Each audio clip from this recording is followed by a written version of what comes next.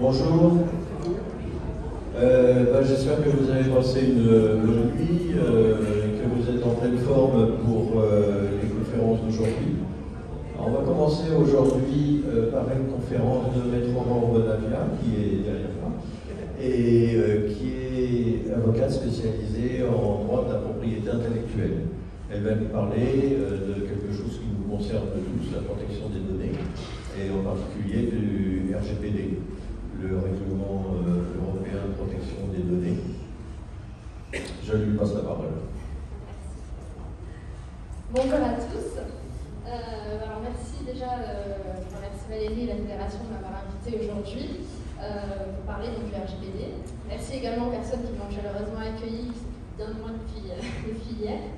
Donc en attendant que la technique fonctionne, je vais un petit peu rapidement me présenter. Donc je suis avocate depuis bientôt 7 ans.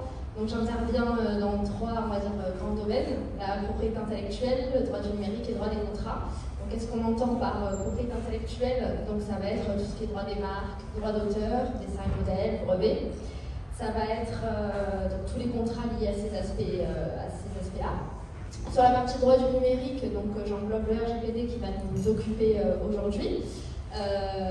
Et également tout ce qui a trait aux projets digitaux, donc tout ce qui va être les sites internet, avec les petites mentions que personne ne lit mais qui sont pourtant obligatoires. Également toute la partie liée aux contrats informatiques. Et sur la partie droit des contrats, donc les contrats dans ces domaines-là, et également les contrats un peu plus classiques en droit des affaires. Voilà pour la petite présentation.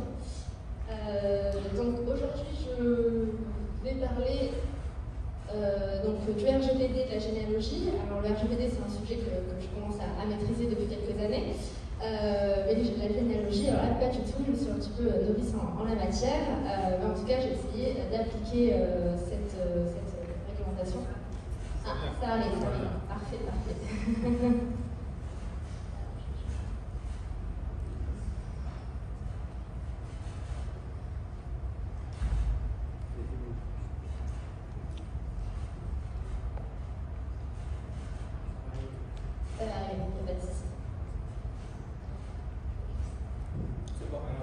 Voilà. Parfait. Merci. Donc, alors la petite présentation, comme je l'ai faite rapidement. Donc là, ça vous explique un petit peu de quoi je traite. Donc tout ce qui est dépôt de marque, etc., rédaction de contrat. Hop là. Et maintenant, je vais vous expliquer un petit peu le déroulé d'aujourd'hui. Donc j'avais prévu de parler en introduction de l'origine de la réglementation sur la protection des données à caractère personnel, puisqu'on entend tous le RGPD depuis 2016. Et même je vois dans mes clients ou prospects à chaque fois, là, le RGPD, je dis, ne soyez pas stressés avec le RGPD, parce que le RGPD, certes, est arrivé, est entré en vigueur en 2018, mais il existe une loi depuis 1978, la loi informatique et liberté, donc c'est pas nouveau cette question des données à caractère personnel. Ensuite, donc, on va arriver au règlement général sur la protection des données. Ensuite, donc, je vais un petit peu plus se détailler sur le RGPD, je vais faire un petit focus donc, sur les fichiers d'état civil, et puis on va terminer par un petit quiz. Alors n'hésitez pas à m'interrompre, même pendant mes propos, si vous avez des questions. Le but, c'est pas que je vous fasse un monologue, c'est qu'on échange, que ça soit interactif. Alors je suis obligée, malgré tout, de passer par la théorie, parce que sans ça, on ne peut pas comprendre la pratique. Donc je m'excuse par avance si c'est un petit peu trop rébarbatif ou trop lourd, mais en tout cas, voilà, n'hésitez pas.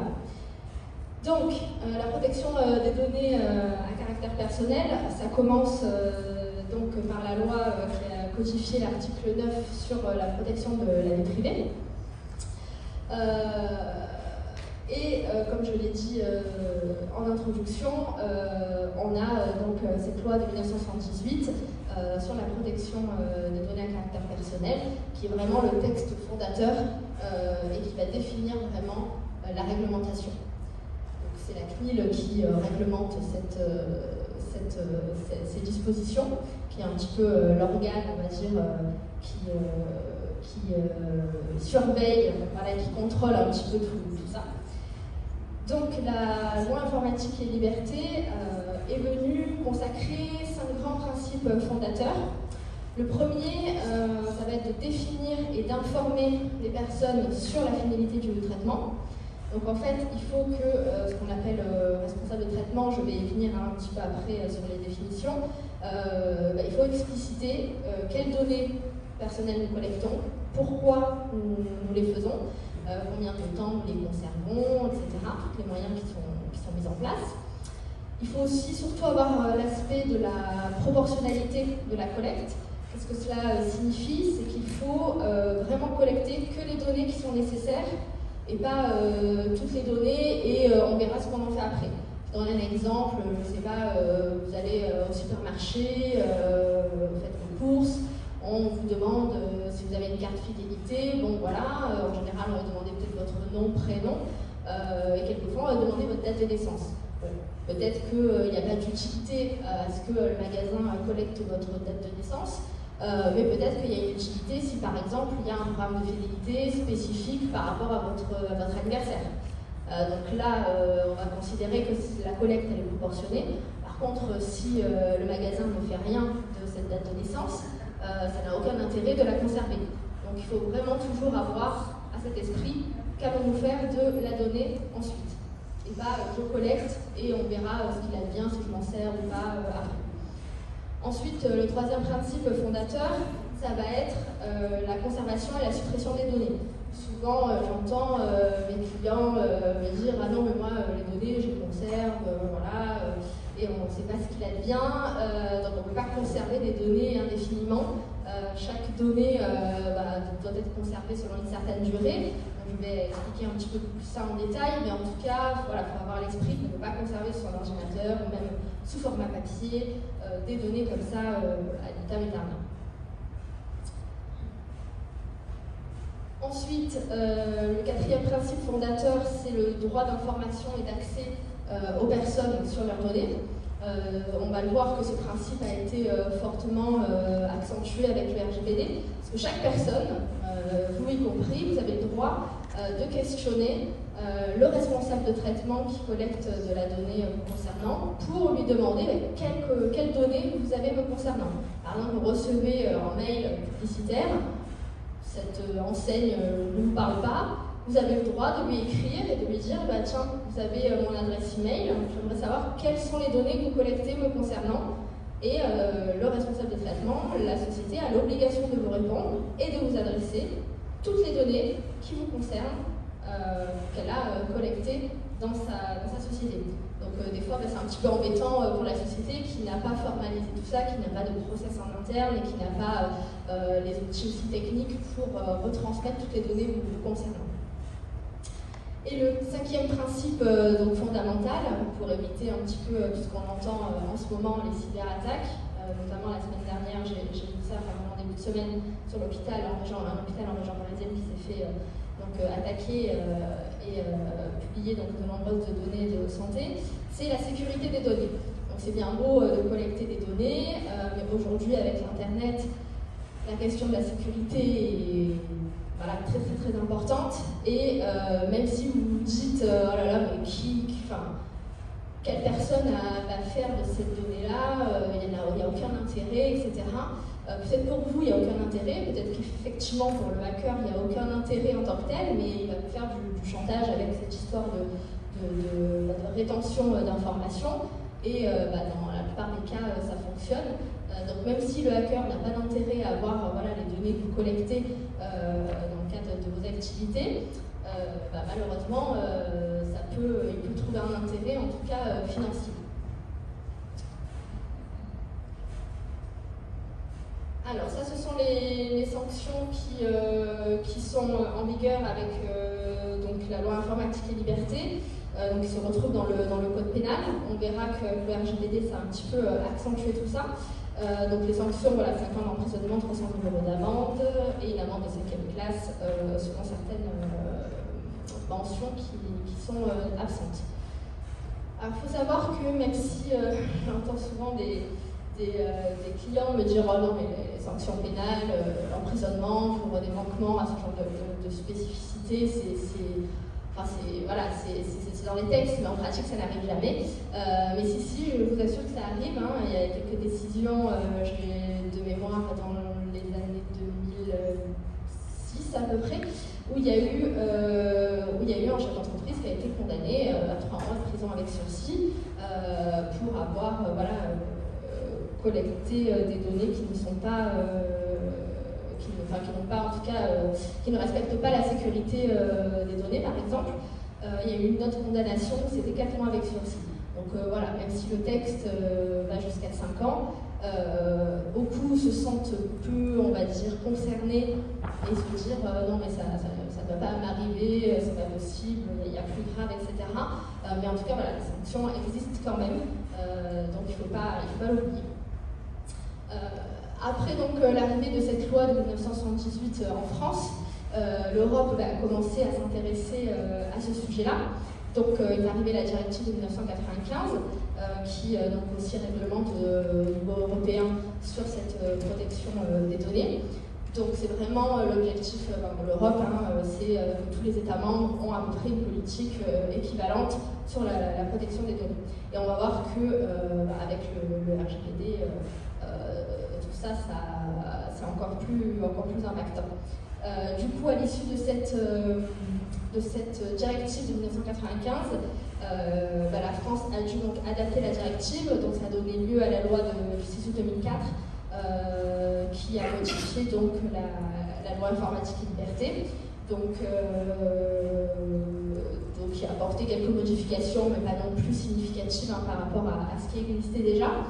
Par contre, en 2016, donc, on a eu ce qu'on appelle la loi Le Maire, la loi pour une république numérique, où là il y a eu des petites nouveautés, notamment quelque chose qui peut concerner vos activités, la consécration d'un nouveau droit, celui de définir par avance le sort des données personnelles avant leur mort. C'est-à-dire que les personnes, aujourd'hui, je peux décider et faire part à mes héritiers, ma famille, mes amis, ce que je souhaite, ce qui se passe pour mes données personnelles. Parce qu'aujourd'hui, on a tous peut-être des réseaux sociaux, un site internet ou autre. Enfin, du moins avec internet, les données circulent plus facilement. Donc, je peux informer ma famille du sort des données que je souhaite réserver après mon décès. Ça peut fatalement avoir des conséquences dans le cas de votre activité. Ensuite, bon, bien sûr, sur la question de la durée de conservation, mais ça, avec le RGPD, c'est toujours le cas. Et il y a eu des sanctions un peu plus lourdes avec cette loi.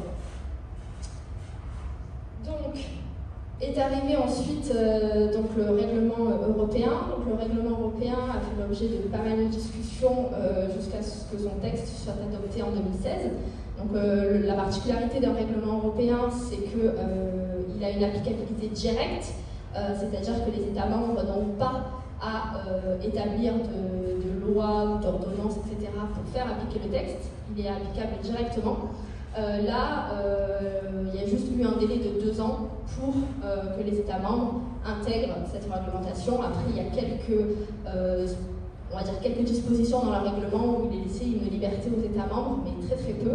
Il faut savoir que le règlement comporte 99 articles, 135 considérants, ce qui est assez énorme comme texte. Pour l'avoir beaucoup travaillé, même au stade de sa rédaction, c'est vraiment un très très gros morceau.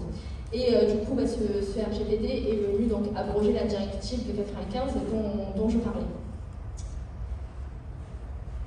Du coup, pour expliciter un petit peu les nouveautés, donc la CNIL s'est vue accroître ses pouvoirs en termes de sanctions. Donc il y a les fameux avertissements qu'elle peut prononcer, les sanctions administratives que l'on a vues.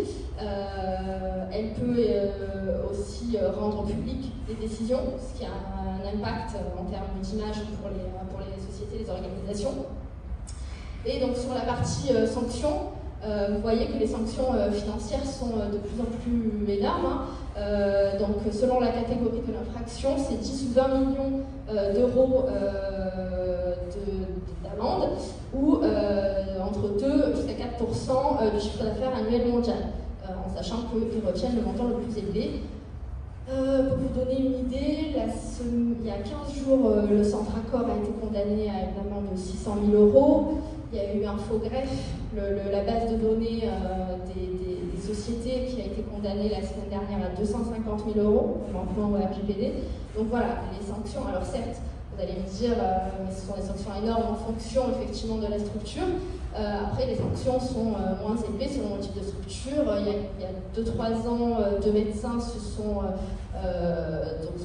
fait sanctionner par la CNIL, un à hauteur de 4 000 €, un à hauteur de 6 000 €. Donc voilà, c'est pas parce qu'on est petit qu'on ne peut pas faire l'objet d'une sanction. Moi, j'entends souvent ça auprès de ma clientèle, parce que c'est des TPE, PME. Non mais maître, nous on est une petite société dans le 95, la CNIL ne s'intéresse pas à nous, etc. Oui mais bon, il ne faut pas raisonner que comme ça, sinon c'est trop facile. En tout cas voilà, il faut vraiment se prémunir et avoir ça à l'esprit. Et même si bien sûr vous n'allez pas avoir des amendes comme Centre Accor, ou Infogreffe, ou Instagram, etc., à 600 000 €, 1 million, etc., vous aurez en fonction de votre chiffre d'affaires, donc ce n'est pas non plus négligeable. Donc du coup, pour rentrer un petit peu dans le vif du sujet sur qu'est-ce que le RGPD, alors déjà sur le point introductif, ça va, j'ai perdu de monde, ça va, c'était pas trop ennuyeux, mais bon, je suis un peu obligée de passer par là pour vous expliquer le texte aujourd'hui. Donc déjà, quand on parle de données à caractère personnel, qui est concerné? Parce que souvent j'entends, ah non mais moi maître, je ne collecte pas de données personnelles, je ne suis pas concernée. Alors ça, c'est vraiment quelque chose, une fausse mauvaise idée. On collecte tous de la donnée personnelle. Donc qui est concerné? Donc tout organisme, privé et public, quelle que soit sa taille, qui traite des données personnelles pour son compte ou non, dès lors qu'il est établi sur le territoire de l'Union européenne et ou que son activité cible directement des résidents européens. Alors certes, vous voyez dans le texte, on ne parle pas de personnes physiques. C'est-à-dire, si vous, pour votre compte privé, collecter de la donnée personnelle, on considère que vous ne faites pas partie de l'application du RGPD. Après, on va voir que ce n'est pas si simple que ça dépend ce que vous allez faire après de la donnée. Si vous conservez, vous collectez de la donnée, ça reste chez vous et vous n'en faites aucun usage, effectivement, le RGPD ne va pas vous être applicable. Par contre, vous commencez à communiquer cette donnée à des associations, à des tiers, etc., collaborer ensemble. Là, il y a une autre dimension. Sur la question donc, de l'application territoriale, c'est pareil, souvent on dit « Ah non, mais moi, je suis établi en dehors de l'Union européenne, donc moi, les données personnelles, la réglementation, ça ne me concerne pas. » Ce n'est pas si simple encore une fois, parce que justement, l'Europe a voulu contrecarrer les sociétés qui allaient s'établir en dehors de l'Union européenne et qui allaient se considérer exemple de toute réglementation. À partir du moment où l'activité va toucher des résidents de l'Union européenne, le règlement va être applicable. Vous avez une société qui soit en Chine, qui soit au Maroc, mais qui vise le public français ou italien, par exemple, la réglementation sur la protection des données sera applicable. Donc c'est pour ça, par exemple, j'avais pris l'exemple d'une entreprise japonaise qui propose sur son site e-commerce, par exemple, en français, des produits livrés en France. Donc là, fatalement, elle est soumise au règlement sur la protection des données à caractère personnel. Et à l'inverse, une entreprise qui est située dans l'Union européenne et qui a une activité qu'en dehors de l'Union européenne, donc là, par exemple, une entreprise française qui va exporter ses produits au Sénégal, elle est également applicable au RGPD. Ensuite, qu'est-ce qu'une donnée personnelle? Déjà, avant un petit peu, est-ce qu'il y en a parmi vous qui sait un petit peu, qui s'est un peu penché, on va dire, sur la question? Est-ce que là, comme ça, sur le sujet, il y en a pour qui c'est très très clair? Qu'est-ce qu'une donnée personnelle? Qu'est-ce qui est dans les bases une? Non? Petit sondage comme ça? Il y en a qui... N'hésitez pas. Une donnée qui permet d'identifier? Oui, qui est identifiée. L'état civil. Les données personnelles, c'est justement de l'association, c'est des données personnelles. À partir du moment où j'ai un membre, j'ai son nom, son prénom, son adresse, son numéro de téléphone. Ça devient une donnée personnelle et c'est soumis au règlement. Pour nous d'ailleurs, pour les associations. Tout à fait. Mais du coup, comment vous allez définir ça? C'est une donnée qui, votre voisin. Permet d'identifier une personne directement. Très Eh bien, on voit les anciens professionnels du sujet. Donc effectivement, c'est toute information qui se rapporte à une personne physique, identifiée ou identifiable. Donc soit directement, nom, prénom, soit indirectement. Par exemple, j'ai un numéro de client, un numéro d'adhérent, j'ai la voix, j'ai l'image, j'ai juste un numéro de téléphone. À partir du moment où on pourra croiser ces données avec d'autres données qu'on peut remonter à la personne, fatalement, on pourra, ça sera considéré comme de la donnée personnelle.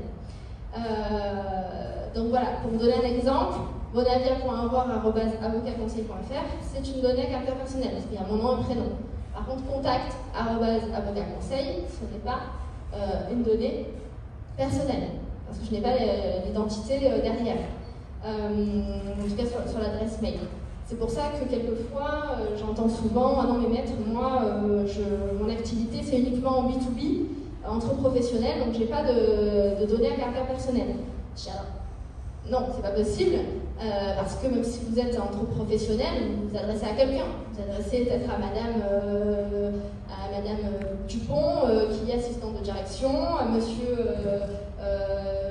Pierre, qui va être le gérant ou le président de la société. Donc, même si on va dire que ce sont des données personnelles un peu moins impactantes, parce que vous allez juste avoir le nom et prénom, et même si vous avez des données comme un numéro de téléphone, une adresse, ça peut être des adresses professionnelles de ces personnes-là et donc pas personnelles, effectivement, on va dire que c'est moins impactant dans le sens que ça va moins toucher leur vie privée, mais malgré tout, c'est une donnée personnelle. Donc même les organismes qui me disent, qui m'affirment je ne fais pas de la donnée personnelle, je n'en traite pas parce que mon secteur d'activité est uniquement avec des professionnels, c'est faux. Voilà, parce que là, même là, tous autour de nous, vous avez tous une fonction, un nom, un prénom. Rien que ça, on ne va pas vous appeler voilà, monsieur le secrétaire, etc. Derrière, il y a une personne, donc vous êtes identifié. Donc voilà, la petite phrase qu'il faut retenir, c'est ce que derrière, Oui, allez-y.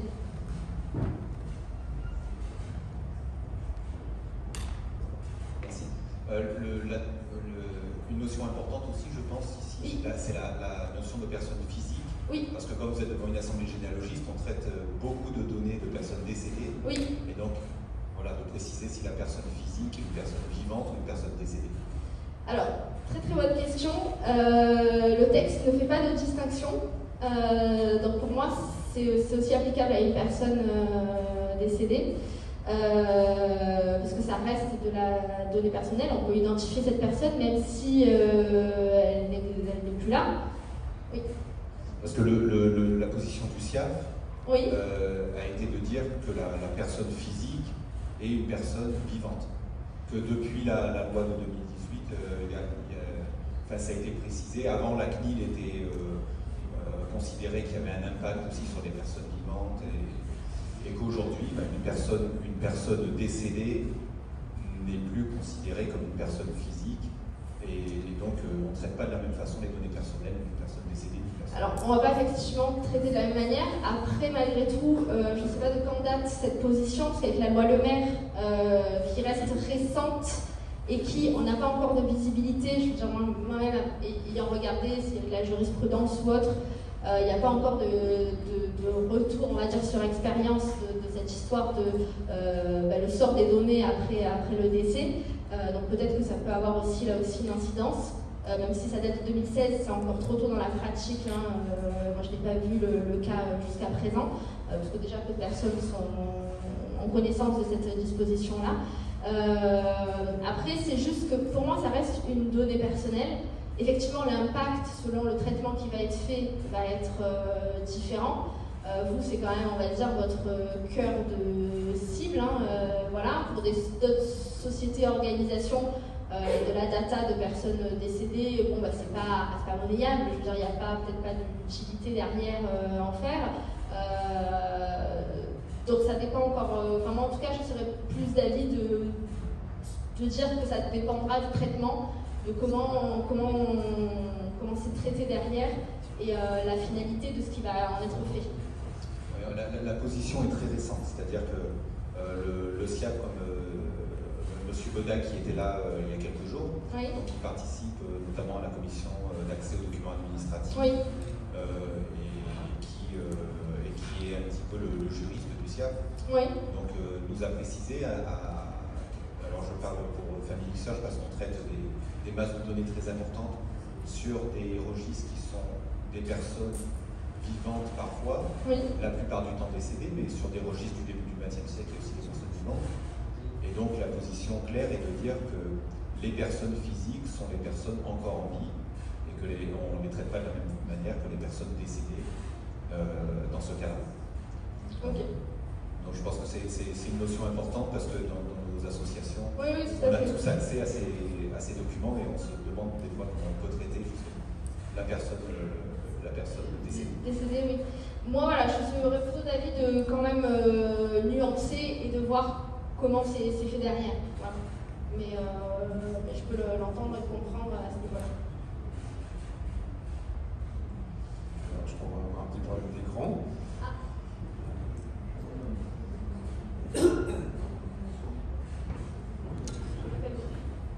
Vous appuyez sur quelque chose, vous pensez?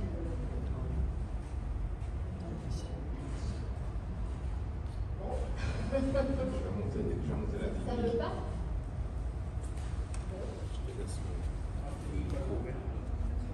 C'est dommage. Appuyez sur le PC. Ah non? Il n'est pas en veille votre PC? Non, le PC n'est pas en veille, non?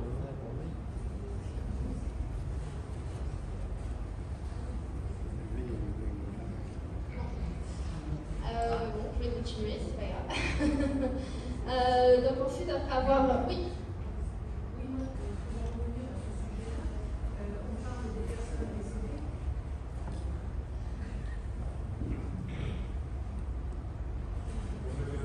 Non, mais on parle des personnes décédées. Mais l'INSEE a bien mis tous les décès en ligne.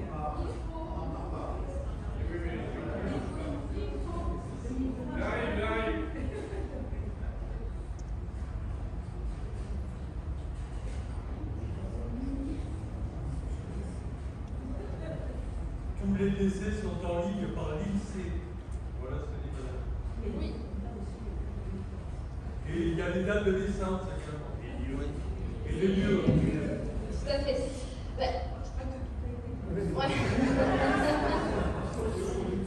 Non, mais je pense encore une fois que pour moi, comme on disait tout à l'heure, cette donnée-là, bon, voilà, je comprends bien vous, vos objectifs d'avoir ces données-là. Donc fatalement, comme la personne est décédée, à moins de porter atteinte, on va dire, à la vie privée du reste de sa famille, il n'y a pas, enfin, on va dire, le risque est quand même limité. En plus, vous, dans vos associations, l'objectif est quand même voilà, assez clair, assez défini. Donc, pour moi, il n'y a pas de... Oui. Non, mais le petit problème, c'est que c'est consultable par vous comme par moi, pas uniquement par un membre. Oui, j'ai bien compris, parce que l'INSEE, mais oui. Oui, c'est en France aussi. Il y a 30 personnes qui ont demandé. Pour l'INSEE, il y a une trentaine de personnes qui ont demandé à ce que les données soient supprimées. Donc, si vous voulez, moi, le retour d'expérience que j'ai au niveau de mon association, c'est que certaines personnes ne souhaitent pas qu'on fasse, je veux dire, qu'on mette les données dans notre ordinateur, elles nous le signalent et on supprime. Au même titre que donc, RGPD, j'étais obligé de mettre combien de temps je garde les données. Il y a certaines personnes qui m'écrivent et qui me disent vous supprimez mes données, donc je renvoie par mail, je supprime les données. Donc c'est tout aussi simple. Hein. Si quelqu'un vous demande quelque chose, vous supprimez et à partir de ce moment-là, vous n'êtes plus dans l'infraction. Mais c'est sur Internet. Mais oui, mais le cas général, c'est le cas général et les particularités. Donc là, les 30 personnes ou 40 personnes qui ont demandé à ce que ça soit supprimé, l'INSEE a supprimé les dates de décès ainsi que les dates de naissance et les lieux, ça a été enlevé.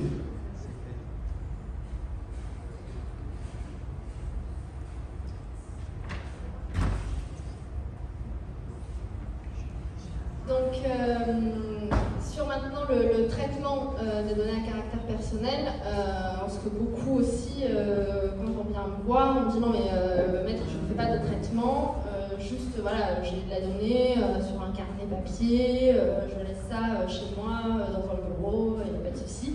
Le fait juste de collecter de la donnée, même s'il n'y a pas, parce que souvent quand les personnes pensent traitement, se disent, voilà, c'est un logiciel qui va moduler, etc. Mais ce n'est pas que ça. Vraiment, ça peut être la collecte, l'enregistrement, l'organisation, la conservation, tout ça c'est considéré comme un traitement à caractère personnel. Donc même si il n'y a pas un fichier qui est monté, etc., qu'il n'y a pas de logiciel entre eux qui vont mouliner, c'est vraiment, le RGPD est applicable parce qu'on parle quand même de traitement, juste le fait de collecter une donnée et de la conserver. Donc même si voilà, il n'y a pas, je sais pas, par exemple sur une boîte mail je reçois un mail, mais si je n'enregistre pas l'adresse mail dans ma liste de contacts, c'est quand même un traitement parce que j'ai collecté une donnée. Donc là, bon, les exemples sont, voilà, un acte de naissance, etc. Les actes de naissance, c'est du traitement aussi. Et voilà, tous les fichiers que vous montez dans vos associations, bon là, la question est claire, enfin la réponse en tout cas est claire, c'est un traitement. Ensuite, sur la question du traitement, alors, je suis vraiment désolée que mon support ne peut pas être parce que j'ai travaillé pour vous le préparer, mais en tout cas, rassurez-vous qu'il sera transmis et vous pourrez y avoir accès. Encore une petite question, oui. Oui, donc excusez-moi, une question personnelle. Moi, depuis des années, donc en ce qui concerne ma généalogie, j'ai constitué donc une base un petit peu. Je suis en train de constituer donc une base mondiale sur Facebook. Ok. Et donc on m'envoie beaucoup d'informations, les porteurs de mon nom, sur des gens donc en vie, comme sur des gens décédés, même des enfants qui donc aujourd'hui ont 5-10 ans. On m'a écrit en disant donc il est né le 15 mars 2020 à Paris. Ok, par exemple. Ça, est-ce qu'il me faut impérativement l'autorisation des gens pour faire une base internationale et rentrer tout le monde, puisque j'ai déjà une amitié qui m'a été acceptée sur Facebook? Est-ce que ça vaut accord ou il faut que je le redemande pour ouvrir une base mondiale et le partager avec tous ces gens, uniquement les porteurs de mon nom? Pas donc ouvert au monde entier. Je sais pas si... Oui, c'est très clair. Alors effectivement, le fait qu'on vous ajoute sur Facebook, même si on connaît derrière votre activité de créer cette base, ça ne vaut pas acceptation de collecte de la donnée. L'acceptation, le consentement en tout cas, il ne doit pas être implicite. On dit que d'un point de vue juridique, le consentement doit être clair, non équivoque, unique. Alors, ce qui est étrange, c'est que j'ai pas le même. Désolée, hop là. Ici, ça. Mais bon, sur mon ordinateur, c'est pas la même chose, donc c'est pas grave. C'est pas grave.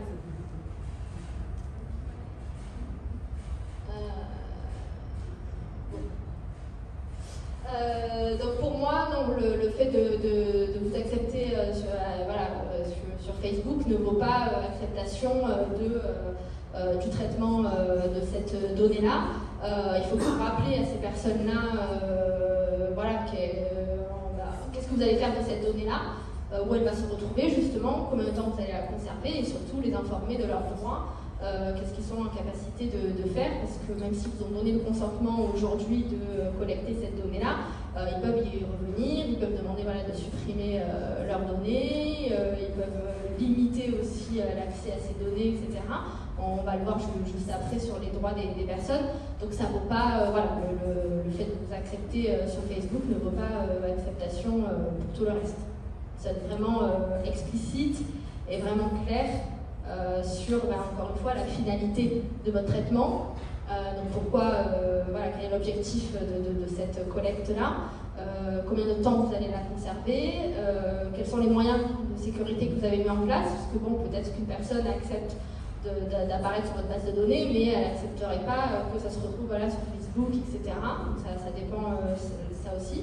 Et les informer effectivement sur les droits qu'ils ont de revenir sur ce consentement-là.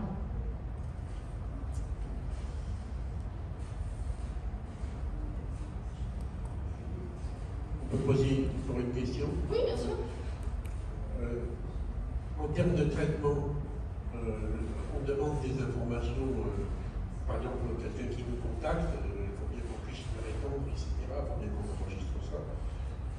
Mais d'une manière générale, si jamais nos données hébergées sont hébergées par des spécialistes, en cloud, etc. Voilà, nous, on est une association de généalogie, on n'est pas des informaticiens.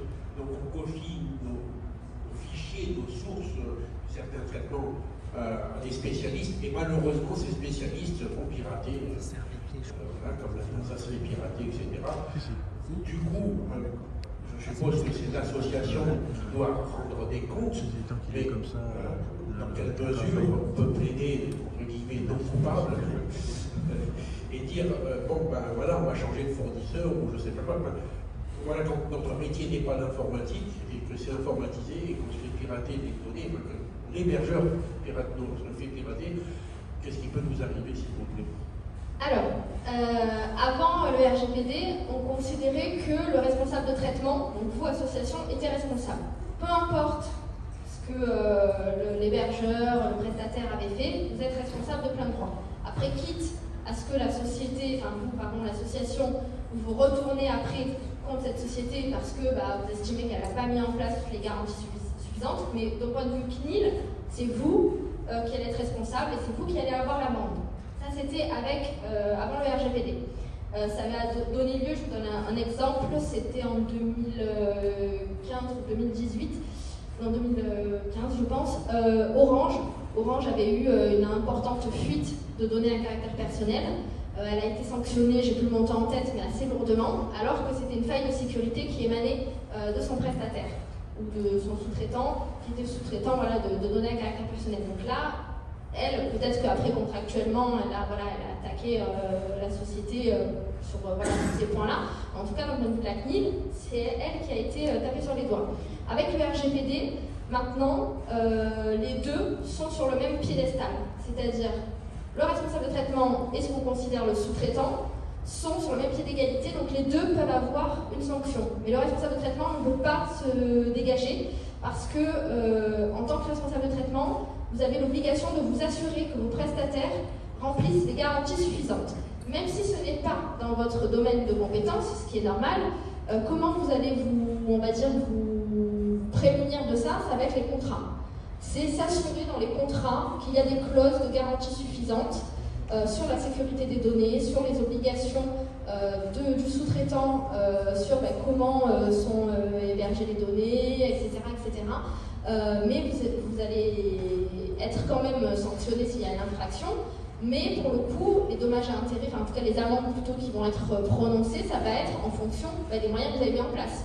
Si vous avez pris un hébergeur de données où ses serveurs sont aux États-Unis, là on va vous dire non, il n'y a pas de connaissance en informatique ou pas. Vous savez que le règlement vous interdit, en tout cas comme ça en tant que tel, de transférer vos données aux États-Unis.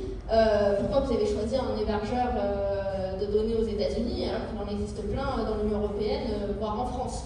Donc ça, on ne pourra pas forcément vous pardonner. Par contre, personne n'est infaillible, une faille de sécurité, même si on met des moyens très très importants de sécurité. Bon, voilà, il y a de très bons hackers aujourd'hui. Ça peut malheureusement arriver, mais en tout cas, le responsable de traitement, l'association, vous allez être responsable. Après, voilà, les amendes vont être à proportion des manquements qu'il y a eu, des moyens qui ont été mis en place. C'est la CNIL qui va un petit peu graduer tout ça. Voilà. Est-ce que ça répond à votre question? Oui, c'est le cas par cas et je ne pourrais pas vous dédouaner, bien sûr. Mais bon, en tout cas, voilà, vous ne pourrez pas vous en dédouaner. Par contre, après, libre à vous d'agir devant le tribunal contre ce prestataire-là et de dire, moi, dans le contrat, il y avait des clauses qui m'assuraient que vous alliez mettre en œuvre tous les éléments. Vous avez manqué à vos obligations et là, c'est du droit des contrats purs et le tribunal va pouvoir condamner éventuellement la société si le manquement a été constaté. Oui, si c'est comme ça, on ne va pas refaire la loi, mais moi, une toute petite association, que je fasse semblant au diminuement par rapport à des géants de l'hébergement, pour me retourner, si j'ai 100 personnes dans mon association, ou 10 ou même 500, avec mes petits moyens associatifs, pour me retourner contre, que sais-je, Amazon, du Schmoll ou peu m'importe, parce qu'ils, comme par hasard, ils apparaissent comme gratuits, je dis bien qu'ils apparaissent comme gratuits dans l'hébergement, mais tout ça, ils s'en servent de nos données.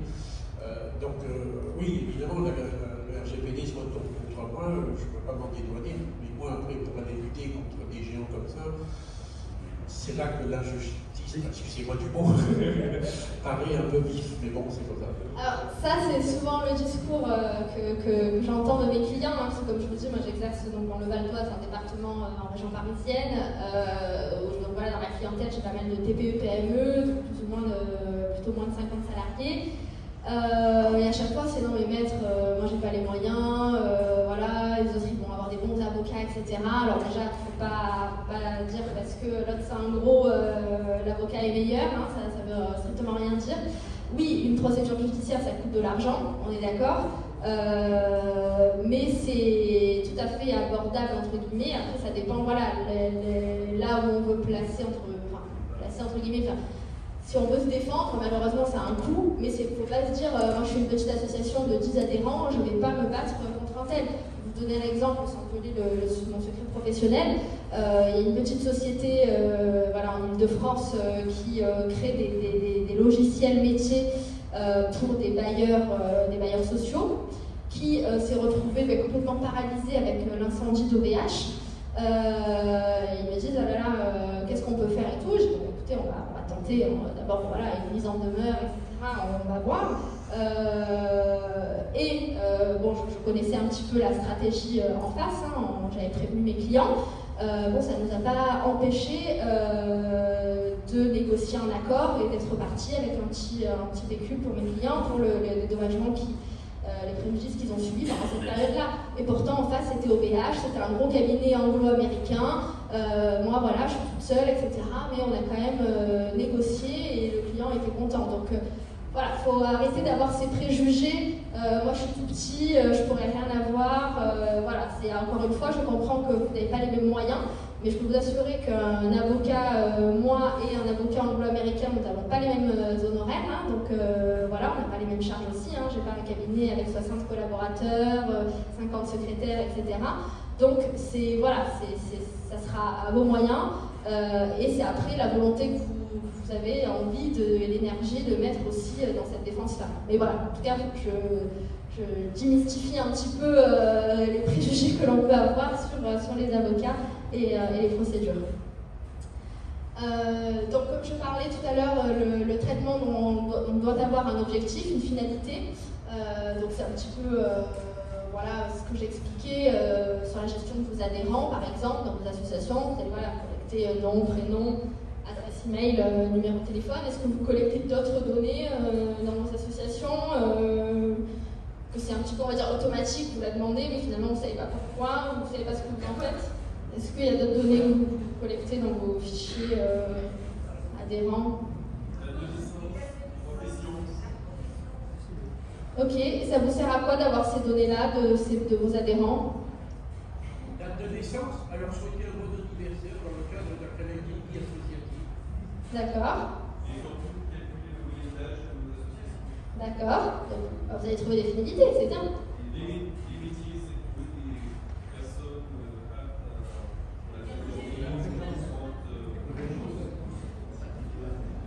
D'accord, oui. Le numéro d'adhérent. Oui. Et ça. Historique, c'est-à-dire l'historique des adhérents qu'ils ont. C'est des numéros personnels obligatoires pour les associations. Oui. Chaque adhérent doit avoir un numéro. Oui. Oui. Nous avons une association de 50 ans d'existence. Oui. Il est intéressant de conserver les noms et les numéros des adhérents pour se souvenir de l'histoire. Oui. Jean-Marie. Oui, donc, je reprends. Nous sommes une association qui a 50 ans d'existence et il est intéressant de conserver les numéros et les noms de nos adhérents qui ont souvent disparu pour se souvenir de l'histoire de notre association et de ce que ces adhérents ont apporté au groupe. Donc, est-ce qu'il faudrait alors détruire ces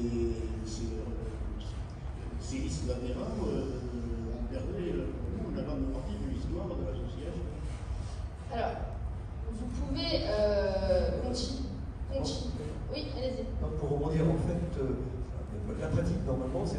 on doit garder les numéros d'adhérents et les noms, ça c'est la pratique de toutes les associations. En revanche, on détruit les adresses. Oui. Soit après la démission, soit après le décès de la personne. Voilà. Oui, parce que voilà, que vous conserviez certaines données pour votre historique, ça j'entends, mais effectivement, parce que le numéro des adhérents, à la limite le nom, pourquoi pas, mais après l'adresse mail, le numéro de téléphone, si la personne fait plus partie de l'association, etc., il n'y a plus d'intérêt à avoir cette donnée-là. Souvent, on va le changer, c'est vrai, c'est plus d'actualité. Oui. C'est peut-être un point que vous abordez bien, mais je crois que dans les associations, il faut qu'il y ait un référent RGPD qui assure le suivi des actions de protection, le tri des fichiers, le nettoyage des fichiers. Est-ce que c'était une réalité? Oui, tout à fait. Alors, c'est ce que le texte impose. Donc, en fait, c'est ce qu'on appelle le délégué à la protection des données. Donc avant, c'était le correspondant informatique et liberté. En fait, c'est une personne, donc c'est obligatoire dans 3 cas. Donc déjà, dans le premier cas, c'est tout ce qui est organisation, collectivité territoriale, administration. Après, c'est quand vous collectez de la donnée qui est considérée comme sensible. Et après, ça va être aussi la collecte, pour la collecte de données personnelles à grande échelle. Donc ça, c'est quand même votre cœur de métier. Donc effectivement, il faudrait un référent à ce niveau-là. C'est vrai que j'en ai pas parlé j'ai parlé donc des données à caractère personnel. Il y a une autre catégorie aussi de données à caractère personnel qu'on appelle les données à caractère personnel sensibles, qui en fait sont des données qui vont identifier, on va dire, certaines caractéristiques de la personne. Ça va être ses origines ethniques, ça va être des données de santé, ça va être pardon ? Religion. La religion, les appartenances syndicales, politiques. Tout ça, c'est de la donnée sensible. Et dès qu'il y a de la donnée de ce type-là, il faut donc un délégué à la protection des données. Est-ce que la CNIL met à disposition des documents qui nous facilitent un petit peu la tâche pour justement faire ces nettoyages de fichiers et faire cette... Oui, alors la CNIL, c'est quand même un bon site d'information. La CNIL publie régulièrement des guides, dont notamment un il y a quelques mois pour les associations. Donc des guides où elle va un petit peu expliciter donc la tenue, la gestion. Elle va également publier des recommandations, des outils également, des tableaux, les fameux registres, je vais y venir. Décidément, ils sont allergiques aux avocats. Bon. Donc oui, la CNIL met à disposition un certain nombre d'outils. C'est vraiment un site hyper bien fait que je vous conseille d'y aller. Même pour des non-juristes, c'est facilement accessible. La CNIL en plus met en place des permanences. Vous pouvez contacter des permanences juridiques ou autres par téléphone ou écrire, avoir des questions, des réponses à vos questions. C'est vraiment hyper bien fait. Je vais y venir justement sur la tenue des registres. Parce qu'en fait, il faut savoir que la grande nouveauté la différence, on va dire, entre la loi informatique et liberté et le RGPD, c'est qu'avec la loi informatique et liberté, il y avait ce qu'on appelle un système de déclaration simplifié. C'est-à-dire que vous aviez sur le site de la CNIL, à l'époque c'était numérique, vous allez sur le site de la CNIL, vous cochez une déclaration simplifiée, et ça veut dire qu'on estimait que vous étiez en conformité avec la réglementation. Même si vous faisiez n'importe quoi après, du moment que vous aviez signé cette déclaration, vous étiez présumé dans les clous pour la réglementation sur la protection des données. Donc c'était un peu quand même un petit peu tiré par les cheveux parce qu'on signait cette déclaration, après vous faisiez n'importe quoi, il n'y avait aucun moyen de sécurité mis en place, vous collectez des données à tout va sans finalité, c'est pas grave, vous étiez sur la liste de la CNIL, il y avait cette déclaration, donc la CNIL procédait juste à des contrôles a posteriori, mais sans plus. Aujourd'hui avec le RGPD, c'est tout l'inverse, et c'est là la difficulté pour les associations, les organisations. C'est qu'on considère que vous devez à tout moment prouver que vous êtes en conformité. Donc, la CNIL peut opérer des contrôles inopinés, et là, c'est vraiment un contrôle de instant où vous devriez être en mesure de prouver quelles sont les données que vous collectez, pourquoi vous les collectez, comment vous les collectez, combien de temps vous les conservez, quels moyens de sécurité vous avez mis en place. C'est pour ça qu'on parle aujourd'hui de registre de traitement, où en fait, avec ces tableaux, qui peuvent représenter sous forme de tableau Excel que la CNIL peut mettre à disposition, vous avez en fait l'obligation de remplir et de mettre à jour tous ces tableaux, ces registres, et c'est là que la CNIL va analyser et voir si vous êtes en conformité. Est-ce que vous allez rentrer dans les tableaux? Il va falloir vérifier en pratique si c'est bizarre, mais à chaque fois il fait sauter mon... Bon, si en pratique vous êtes vraiment en conformité par rapport à ce que vous aviez indiqué dans les tableaux. C'est bizarre parce que je ne peux plus rien toucher. Bon, on va faire comme ça, c'est pas grave. Donc là, je parlais effectivement de l'objectif, de la finalité en réalité de vos traitements. Ensuite, j'ai parlé tout à l'heure, et la question était pertinente aussi là-dessus, sur les sous-traitants, les prestataires, parce que finalement, vous êtes responsable, parce que même si vous collectez de la donnée pour le compte de tiers. Donc voilà, par exemple, l'hébergeur, vous collectez de la donnée, vous avez vos fichiers, ils sont hébergés quelque part. L'hébergeur, il n'est pas responsable de traitement parce que lui, il exécute en fait ce que vous lui demandez. Vous lui demandez de conserver ces fichiers-là d'une manière sécurisée, mais c'est pas lui qui va définir quelles données collecter, comment le faire, etc.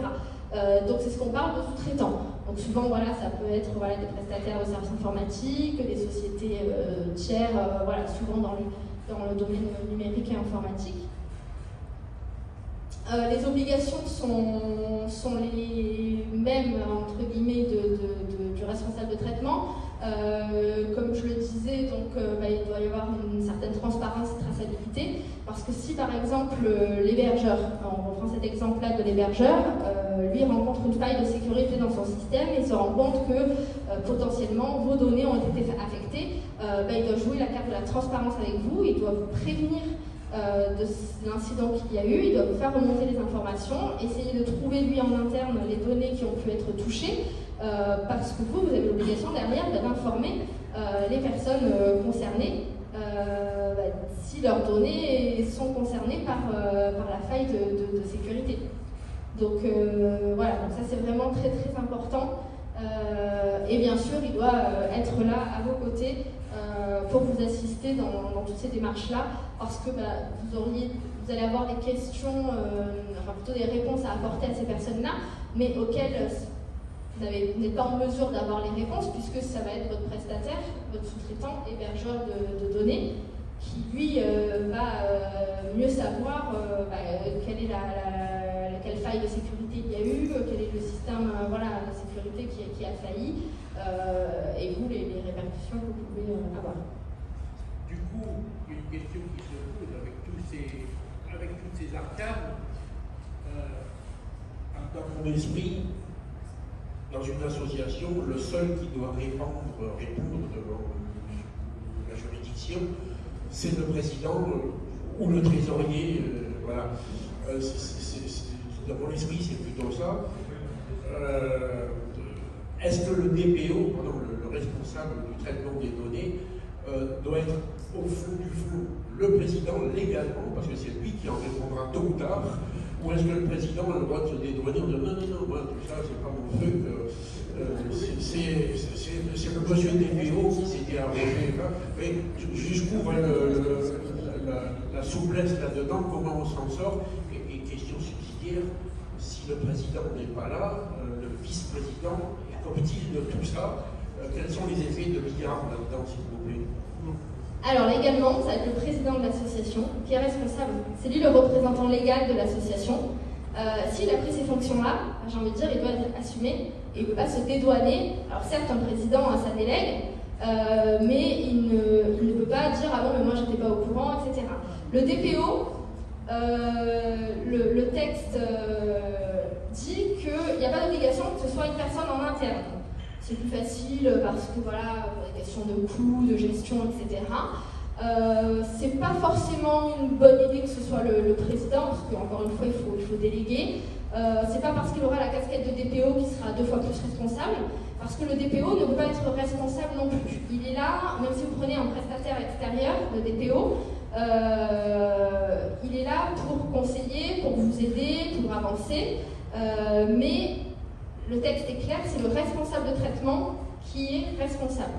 Voilà. Et donc, le représentant légal d'une association, c'est son président. Mais pas le vice-président. Le vice-président, lui... Non. Soit il faut déléguer aux bonnes personnes, j'ai envie de dire, mais vous ne pouvez pas... voilà. Se décharger en disant, non. Mon cher vice-président, c'est pour toi. Non. Le président a pris ses fonctions de président, il en assume la responsabilité jusqu'au bout. Et malheureusement, voilà. Oui. Nos associations sont conscientes, en tout cas la plupart d'entre elles, de ce RGPD. Mais je pense à certains de nos membres qui organisent des réunions familiales et qui parfois sont obligés de constituer des fichiers relativement importants. Pour ma part, je fais partie d'une convention créée dans les années 80. Il y a 3000 quelques membres répertoriés, nous étions 520 à la dernière réunion. Et je pense que tout ce système est dépendant, est concerné par le RGPD. Oui, alors qu'est-ce que vous entendez parce que là vous parlez d'une convention, c'est comme dans le cas des associations. En fait, ça revient, il n'y a pas d'association déclarée, c'est simplement une réunion familiale, mais qui a pris une telle importance que il me semble que la protection des données... si vous avez une liste des membres de cette... voilà, il faut les inviter. Bah oui, c'est... Donc on a le nom, l'adresse, etc. Et on a en plus leur filiation, puisqu'on invite que les descendants d'un couple donné. Oui, après voilà, ça dépend jusqu'où on peut considérer le cadre privé, mais à partir du moment où vous faites pour moi du mailing avec des invitations, des événements, etc., pour moi ça doit s'appliquer. Oui, c'est ce que je pense aussi. Je veux que nos adhérents, quand ils rentrent dans un système de ce genre, puisque c'est à la mode, en 1980 c'était pas à la mode, mais maintenant c'est à la mode, ces grandes réunions familiales, il faut qu'ils soient alertés sur le problème. Tout à fait. Oui.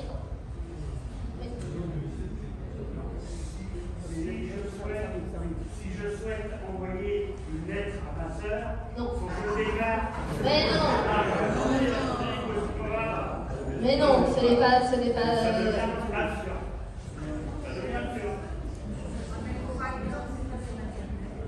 Oui. C'est pas moi qui ai fait le texte, c'est sûr, mais... non, mais là, non, si j'invite des gens à mon mariage ou à mon anniversaire, ce sont des membres de ma famille, je vais pas voilà, considérer... Non. Non, c'est quelque chose de privé. C'est quelque chose de privé. Par contre, dans le cadre de mon activité, je fais une formation ou je sais pas, je fais étaler les 10 ans de mon activité et j'invite des gens. Là, c'est autre chose. Parce que derrière, je vais peut-être après vous envoyer des newsletters, vous parler de mes services, etc., etc. C'est pas juste une fête de famille, un baptême, un mariage, un anniversaire. Mais là, on parle de famille très indirecte, puisque dans les cousinats, bon, évidemment, il y a l'ascendance directe, la descendance directe, mais les collatéraux, enfin, l'arbre généalogique qui vous impacte, qui peut faire, je vais dire une bêtise, 500 personnes, donc c'est drôle. Et là, si je dis que c'est 500 personnes qui sont l'arrière-oncle de la cousine, de la femme du mari. Si ça reste une fête, oui, mais même si ça reste une fête privée, moi aussi je fais des cousinades dans la famille, on est très nombreux, c'est pas un fichier en tant que tel, CNIL, etc. Moi j'avais compris si c'est à donner sous le coup un petit peu de ce que vous faites actuellement, association, même s'il n'y a pas d'association déclarée, etc., enregistrée. Donc, c'est une cousinade, comme on parle. Non, voilà, quand ça reste famille et vous invitez, comme je le dis, voilà, quand on fait un mariage, etc., personne ne va déclarer le fichier, hein, voilà. Pour les cousinales, on est parfois obligé de faire des associations. Ouais. Voilà, là, pour le coup, vous êtes dans une association, donc là, vous rentrez dans le voilà, c'est un peu plus structuré. C'est pas juste la simple fête de famille, voilà. Je veux aussi intervenir par rapport à, bon, nous sommes des associations, il y a aussi des entreprises, il y a les historiens spécialistes de l'histoire des associations, de l'histoire des entreprises. Quelle chose qu'on peut regarder? Moi, j'imagine très bien que l'on pourrait découpler dans la liste de nos adhérents, à la fin, lorsque la personne n'est plus là, garder son nom, bien sûr, et son prénom, mais enlever les adresses dans un autre fichier où il n'y a plus de référence par rapport au prénom, de telle sorte qu'on puisse savoir l'historique, notamment de l'origine des gens, enfin de l'origine des adhérents, sans savoir référer ceci par rapport à des noms. Est-ce que ceci est envisageable? Parce qu'il faut bien laisser des traces pour les gens qui vont étudier plus tard dans les associations, et ça va être le cas. Alors, s'il n'y a plus le nom effectivement des personnes et qu'on ne peut plus remonter au nom des personnes, oui, c'est possible. C'est possible. Ça devient en fait un fichier quasiment anonyme. Alors, on va vraiment parler d'anonymisation, parce que malgré tout, avec un numéro d'adhérent, on pourrait remonter avec d'autres informations à la donnée. Voilà, après, je suis quand même mitigée pour garder de la donnée ad vitam aeternam. Après, il y a quand même des exceptions, tout ce qui est recherche scientifique, etc., historique. Mais en général, c'est plutôt quand même, on peut garder de la donnée, mais plutôt anonymisée. Donc, voir comment, en pratique, les historiens, quelles données ils auraient besoin pour étudier l'historique de vos associations, l'histoire de vos associations, c'est à creuser, parce que je suis quand même... Les entreprises étudient également les clients, la répartition mondiale des clients, votre analyse également la répartition en France des... Oui, mais alors peut-être qu'ils analysent ces données-là, mais de manière anonyme. Comme si, par exemple, moi, je regarde sur mon site, j'ai combien de passages, etc. Même si l'adresse IP est considérée comme une donnée personnelle, à partir du moment où j'arrive à anonymiser cette adresse IP et que je peux ne pas remonter à la personne, moi j'ai juste besoin de savoir combien j'ai de trafic sur ma page, sur mon site, sur mes pages, etc. Quel mois ça marche le plus et tout ça. Donc si on est un peu dans cet esprit-là, mais il faut quand même, pour moi, anonymiser la donnée et avoir un moyen de ne pas remonter à l'identité de la personne. Quand j'ai remonté, c'est vraiment, comme je le disais tout à l'heure sur la définition de données personnelles, par des moyens d'identifier avec d'autres données que vous avez dans le base de données, que la combinaison de ces données-là ne permet pas de remonter à la personne. S'il vous plaît. Oui, je vous écoute. Moi, simplement, je suis en train de me demander, là, on parle du RGPD, c'est bien pour toutes les informations qui sont sur Internet. Ah non. Non. Si on a les fichiers chez soi. Oui, c'est une donnée à caractère personnel. Voilà. C'est aussi la réglementation. La réglementation, parce que pareil, effectivement, je ne l'ai pas précisé, souvent on vient me voir en disant mais maître, moi le RGPD ou la réglementation, ça ne me concerne pas parce que moi j'ai que du papier. Non, non. Ça, on parle de fichiers papier et non papier. Bien sûr, aujourd'hui, tout se numérise de plus en plus, mais un acte de naissance qui n'est pas encore numérisé, ça reste de la donnée personnelle. Et donc, la réglementation s'applique. Même si il y en a beaucoup qui me disent « Ah non, mais moi, je suis réfractaire au digital, au numérique, je vais tout rester en papier, comme ça, je suis exempt de la réglementation », c'est faux. C'est faux. Si vous voulez bien, on va reprendre un petit peu le cours de... Oui, je vais essayer d'avancer un petit peu plus vite parce que... Donc, puis on reprendra un petit peu les questions. Oui, bien sûr, il n'y a pas de souci. Donc sur le droit des personnes, comme je le disais un petit peu tout au long, donc il faut informer les personnes à chaque fois que vous collectez les données, donc pourquoi vous les collectez, ce qui vous autorise à traiter de la donnée, donc est-ce que la personne vous a donné son consentement, quand vous adhérez à une association, là, il faut que ça vous donne le consentement, soit ça remplit en réalité une obligation, on va dire, contractuelle, on passe un contrat avec une association. Quand j'intègre une association, je sais que je vais devoir donner des données, donc c'est pour répondre à la finalité, qui qui a accès à ces données-là, combien de temps vous les conservez, donc les modalités d'exercice des droits des personnes, et si vous transférez les données en dehors de l'Union européenne. Je n'ai pas détaillé cette spécificité parce que bon, voilà, j'ai pas beaucoup de temps, mais il faut savoir que le principe, c'est l'interdiction de transférer les données en dehors de l'Union européenne. On a tous entendu peut-être parler, voilà, la problématique avec les États-Unis. Il y avait donc un règlement, un accord qui a été donc annulé. Donc là, les discussions ont repris pour essayer de trouver un nouvel accord. Voilà, mais bon, le principe, c'est l'interdiction. Après, il y a des exceptions. Je ne vais pas rentrer dans le détail ici, mais en tout cas, n'hésitez pas si vous avez des questions. Les personnes ont le droit d'accès à leurs données, ont le droit de rectifier leurs données, ont le droit d'effacer leurs données, de limiter leur traitement, droit d'opposition également. Donc, comment être en conformité avec le RGPD? Donc, déjà, la première étape, c'est de recenser un petit peu les fichiers dont vous possédez. Identifier les activités principales de votre organisation, de votre association, les objectifs qui nécessitent la collecte. Décidément, et là j'ai même plus sur mon écran, donc je peux même pas suivre. Décidément. Ça marche. C'est pénible, hein. Alors, ensuite ça va être de trier les données, comme je l'ai dit tout à l'heure. Voilà, est-ce vraiment une donnée nécessaire? La date de naissance, est-ce vraiment une donnée nécessaire? Pour vous, fatalement, la question se pose pas vraiment, puisque c'est important pour vous. Ensuite, donc respecter le droit des personnes, vérifier comment vous avez collecté cette donnée-là, parce que la personne a été informée de ce qu'il allait advenir.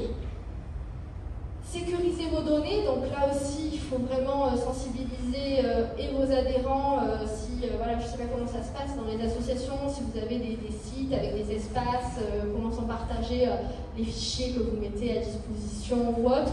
Donc ça peut-être vous allez m'éclairer plus tard, mais en tout cas voilà, de faire en sorte de voir comment c'est mis à disposition pour respecter la sécurité. Parce qu'il faut savoir que la dernière étude qui date de 2020, il y a eu plus de 607% de nombre de cyberattaques. Voilà, donc c'est vraiment énorme. Donc la sécurité est vraiment au cœur de tous. Il faut donc, en pratique, il faut revoir tout simplement vos bulletins d'adhésion, par exemple, pour voir quelles sont les données que vous collectez, voir s'il ne faut pas ajouter des petites mentions sur les données à caractère personnel. Pourquoi pas ne pas ajouter une politique de confidentialité des données, hein, peut-être vous avez une charte, un règlement intérieur, etc. de l'association, pour expliciter un peu plus quelles sont les données que vous collectez, pourquoi vous le faites, etc. Revoir aussi les contrats avec vos prestataires.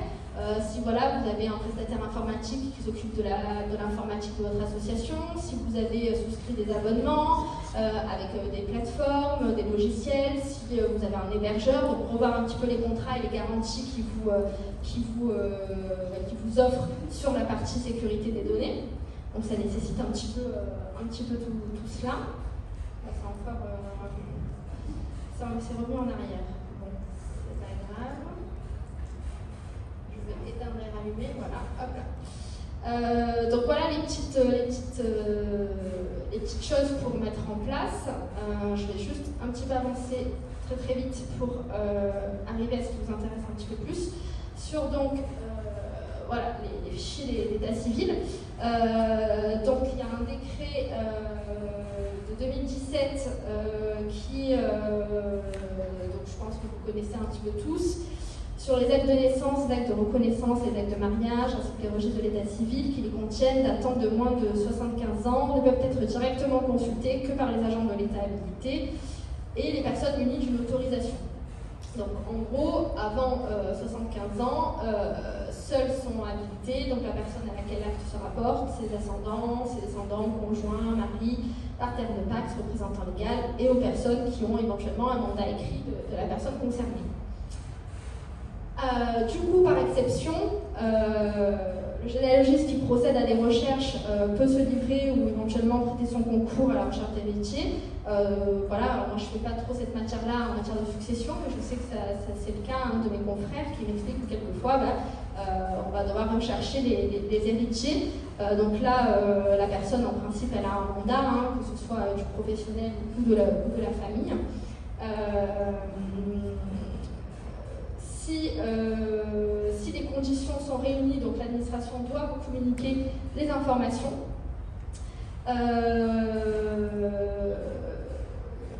Hop là, alors, je vais essayer d'aller un petit peu vite, mais en même temps d'expliciter. Je voulais arriver... Voilà, je voulais arriver sur justement la spécificité des délais. Donc 75 ans pour une personne majeure à compter de la date du dernier document ou du document le plus récent, ou alors, pour faciliter, 25 ans à compter de la date du décès de l'intéressé, si ce dernier délai est plus bref. Je vais vous donner un petit exemple. Vous allez me dire, ah mais du coup, vous avez les réponses, puisque... Essayez de... Hop là.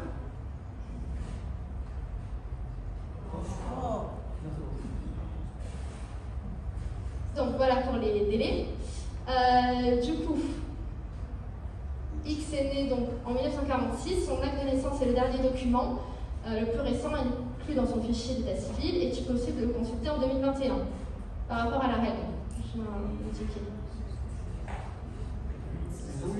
Oui, voilà, il faut 75 ans. Voilà, Y est décédé en 75. À partir de quelle année son fichier d'état civil est devenu communicable de plein droit? Voilà. Donc voilà un petit peu sur les délais que vous devez retenir pour vous, votre activité qui est quand même ce cœur de cible. Pour les personnes mineures, alors le délai est un peu différent. 100 ans donc à compter de la date du document ou du document le plus récent inclus dans le dossier, ou toujours pareil, 25 ans si ce dernier délai est plus bref.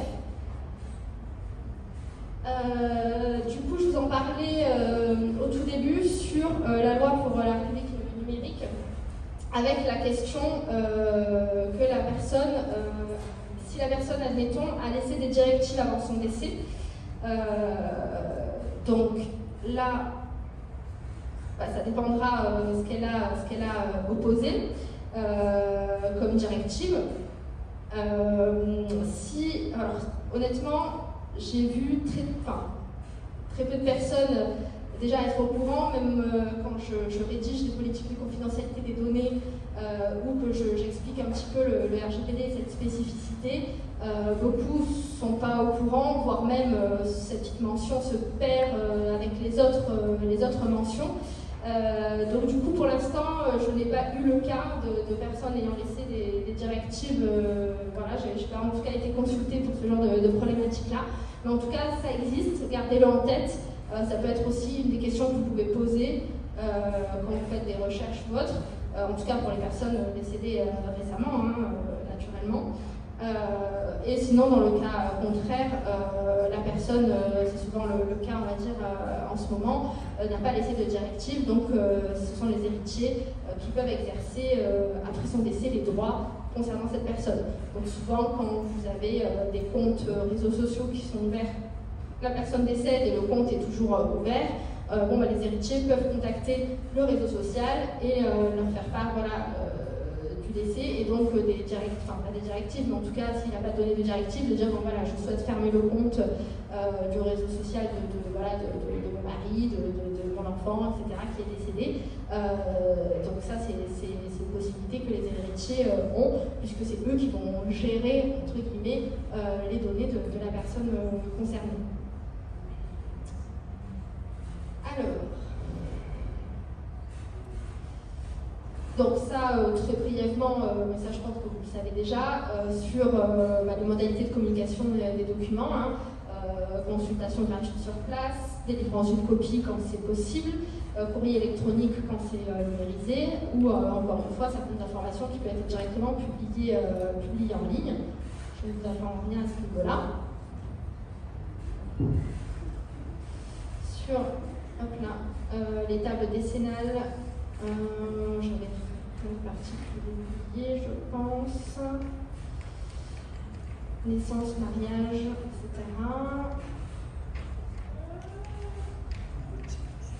Donc c'est juste sur la durée d'enregistrement. Dans une commune, donc elles sont conservées 10 ans. Voilà, rien de particulier à ce niveau-là.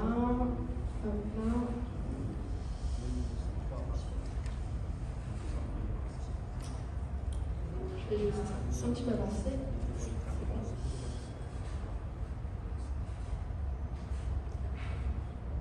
D'accord, pourtant je vais... donc, si l'administration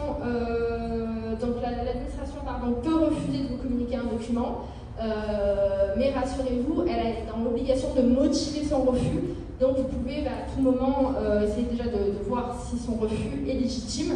Et sinon, en tout cas, vous pouvez saisir donc la CADA pour contester cette décision de refus. Vous pouvez retrouver toutes ces informations en ligne, c'est assez facile et intuitif. Donc, là j'avais fait un petit quiz très rapide. Je mets dans mon arbre généalogique des informations de ces personnes vivantes. Alors oui et non, ça vous obtenez l'accord des tiers intéressés et donc de vous conformer en réalité aux règles dont je vais préciser, de toujours avoir à l'esprit aussi de comment on appelle ça, de préserver entre guillemets la vie privée de la personne et de voir ce qu'il en est fait après, si cet arbre généalogique vous le gardez pour vous, si vous le publiez, etc., sous quelle forme. Voilà, il faut toujours avoir à cet esprit cette règle de vie privée qui se combine avec le RGPD. Comme j'en parlais, le traitement à des fins uniquement personnelles, si moi de mon côté je fais mon petit arbre généalogique, je le garde chez moi, juste pour moi, j'en parle comme ça, là je ne suis pas soumise au RGPD parce que c'est vraiment une utilité privée, je le garde dans mon cercle de famille, je ne le publie pas sur les réseaux sociaux, sur internet ou autre, donc je ne suis pas soumise à ça. Ça dépend vraiment, encore une fois, la finalité. Donc sur le droit des personnes, je l'ai expliqué. Et donc là c'était pour vous rappeler les délais. Donc à quelles conditions puis-je partager les données personnelles d'un tiers au sein de mon arbre généalogique à partir de 75 ans à compter de la date du dernier document ou 25 ans à compter de la date du décès si ce délai est plus court.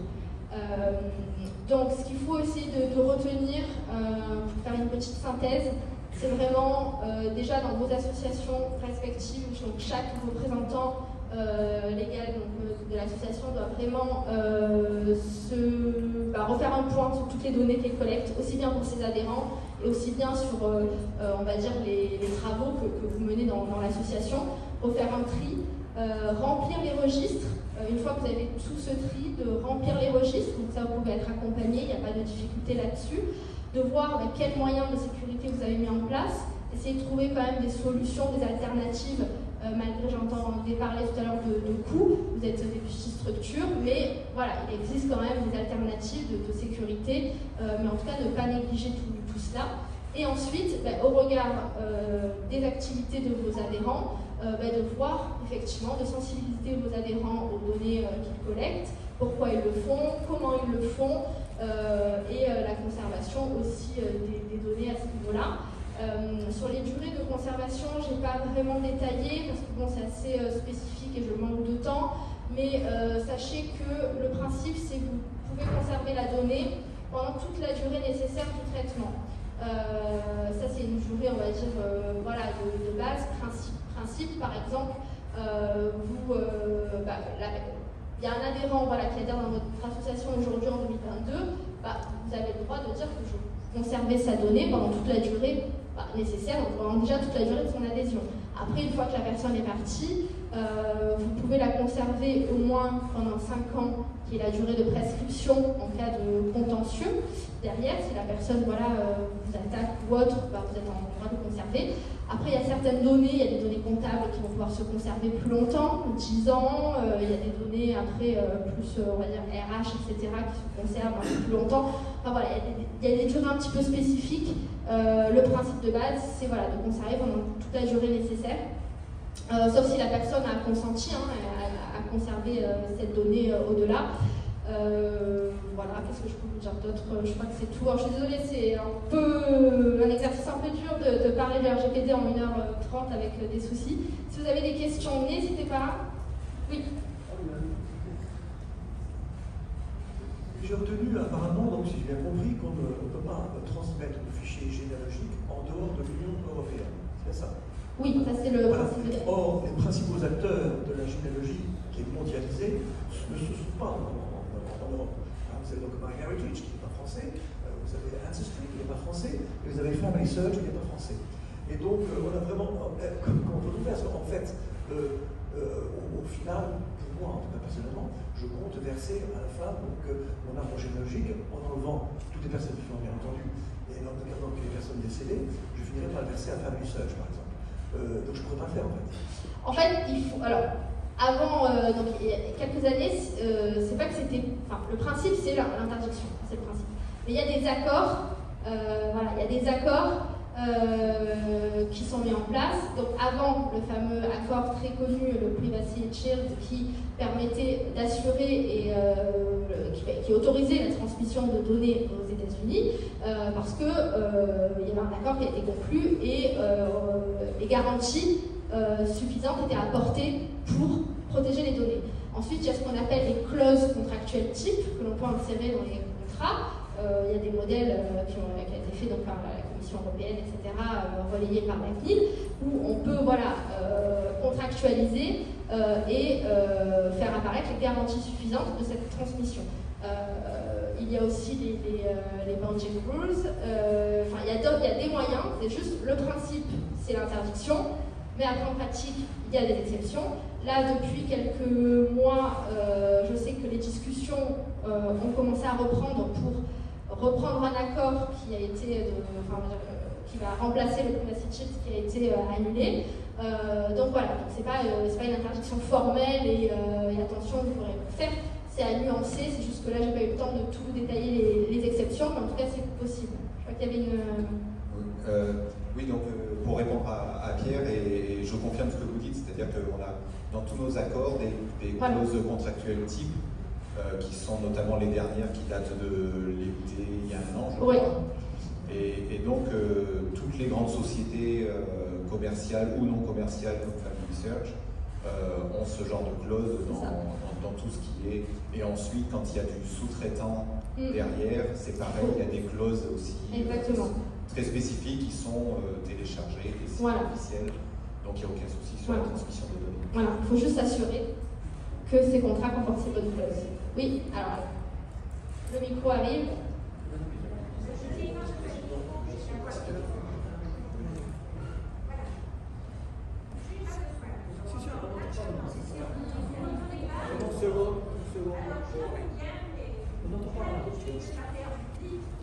Oui, bon.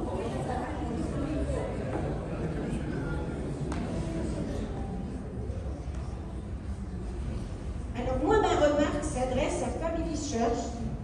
J'ai effectivement fait un test ADN, ce qui n'est pas autorisé en France, mais on est plusieurs à le faire. Et il se trouve que, bien entendu, Family Search, puisque je suis passée par eux, MyHeritage, et je suis passée par eux, m'a demandé de faire un petit tas. Alors, j'avais déjà ma généalogie ailleurs, mais pour suivre le rythme, j'ai bien mis un arbre et je me suis bien gardée de mettre ma date de naissance. Je n'ai mis que l'année de naissance. Et voilà. Mais bien entendu, j'ai mis très peu d'informations, ça remonte comme les arrière-grands-parents, mais il se trouve qu'on me donne des matchs.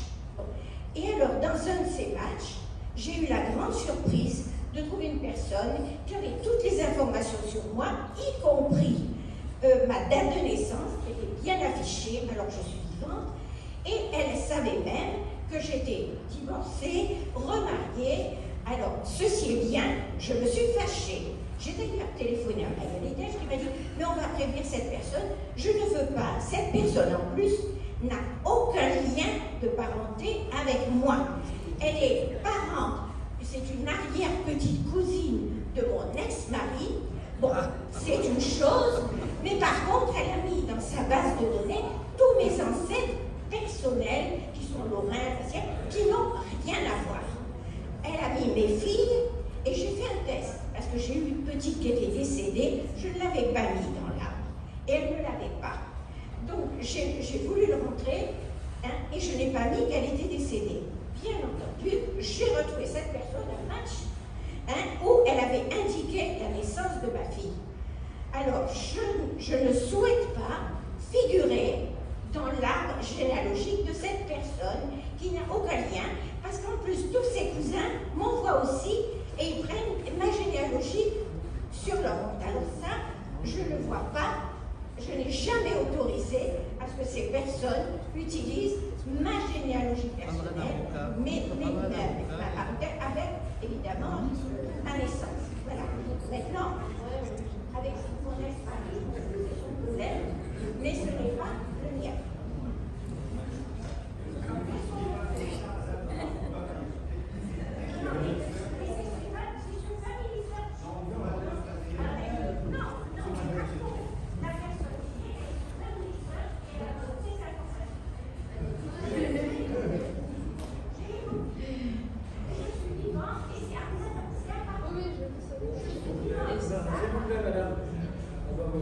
Oui, bonjour madame, Marie Cabard de Mérité. Voilà. Tout d'abord, je tenais d'abord à rappeler pour le contexte que les tests de généalogie génétique ne sont pas autorisés en France, ils sont illégaux. Donc si vous voulez en discuter, on peut aller en Belgique, c'est ce que vous voulez, en France. Je n'ai pas le droit d'en parler. Au niveau des matchs et des données contenues, je ne sais pas si vous avez approché la personne en lui demandant de retirer. Voilà. Est-ce qu'elle l'a fait? Non. Ça, c'est un problème. Maintenant, effectivement, vous auriez le droit de demander la rétraction des données vous concernant, vous personnellement, ou les, voilà, tout à fait, et je propose de vous donner un contact après la conférence pour vous permettre de régler ce souci. Mais effectivement, la correction voudrait normalement que l'autre utilisateur enlève les données parce que vous les lui demandez, parce qu'elles vous concernent vous personnellement et que vous ne souhaitez pas qu'elles apparaissent sur le site. Et je crois qu'effectivement, il y a 3 niveaux. Il y a le fait il y a l'entreprise qui est responsable des données qui sont diffusées sur le site et qui sont, entre guillemets, mises à disposition. Et évidemment, MyHeritage respecte le RGPD, MyHeritage respecte la législation concernant la vie privée. On a et je le disais déjà avant de travailler pour MyHeritage, mais maintenant que je suis dans les coulisses, je le vois encore plus. Il y a aussi la responsabilité de tout un chacun au niveau généalogie de ne pas commencer à déposer, je crois que ça commence par là, je crois que ça commence par réfléchir à ce qu'on donne soi-même comme information. Et dans votre cas, effectivement, vous avez, voilà, vous donnez des informations et vous ne vous attendiez pas à ce que cette personne parente lointaine, voilà, vous ait des informations à votre sujet, et c'est tout à fait votre droit de demander que les informations vous concernant soient retirées de l'arbre. Donc je vous propose de voir avec vous au niveau, voilà, pour arranger ça. Mais bien entendu, c'est différentes couches. Hein. Il y a la responsabilité de chacun de savoir ce qu'il partage lui comme information et de s'en rendre compte. Il y a la responsabilité collective en tant qu'association généalogique ou en tant que groupement qui fait de la généalogie ensemble, d'être conscient du traitement des données et de la protection des données. Et alors il y a la responsabilité d'entreprises telles que la nôtre, telles que Family Search, telles que d'autres grosses entreprises généalogiques, où là, évidemment, nous, on est triplement prudent, mais le problème, c'est qu'à partir du moment donné où on laisse la possibilité aux gens de créer un arbre généalogique, ben, du coup, ils peuvent voilà, introduire des informations concernant des cousins. Des cousins.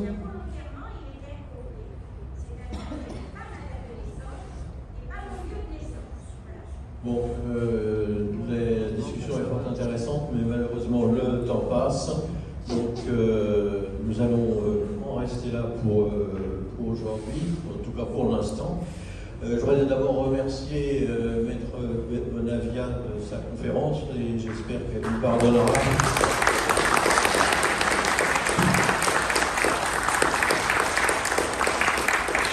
J'espère qu'elle nous pardonnera les incidents techniques indépendants de notre volonté. Par contre, je voudrais que vous partiez quand même avec un bon souvenir des généalogistes. C'est pourquoi j'ai le plaisir, au nom de la Fédération, de vous offrir cet arbre généalogique qui vous permettra justement de mettre en application ce que vous nous avez expliqué ce matin. Merci.